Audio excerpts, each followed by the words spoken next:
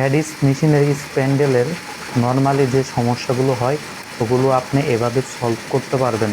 দেখেন, এখানে আমি একটা স্প্যান্ডেলের সার্কিটের যে কানেক্টরগুলো আছে এগুলো আমি প্রত্যেকটি খুলে দিচ্ছি এবং কানেক্ট করছি। এভাবে কানেক্ট করলে হয় কি, কারণ অনেকগুলো ডাস্ট জমা হয়ে থাকে বা ময়লার কারণে এরকম লুজ কানেকশন হতে পারে, তার জন্য প্রত্যেকটি কানেক্টর আপনি এভাবে খুলে দিবেন।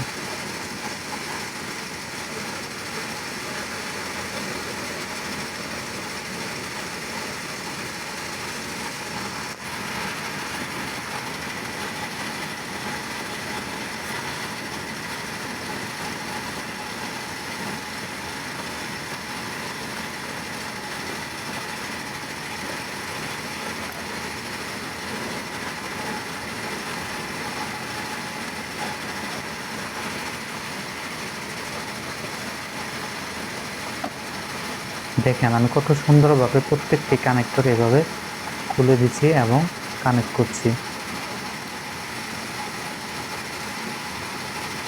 আমাদের সব কয়টাই কানেকশন খোলা শেষ। এখন আমরা যে আগে পাওয়ার দিয়েছিলাম ওই পাওয়ারটি এখন আমরা দিয়ে দিব। এই যে পাওয়ারের কেবল, সার্কিটের মধ্যে পাওয়ারটি এখন দিয়ে দিব।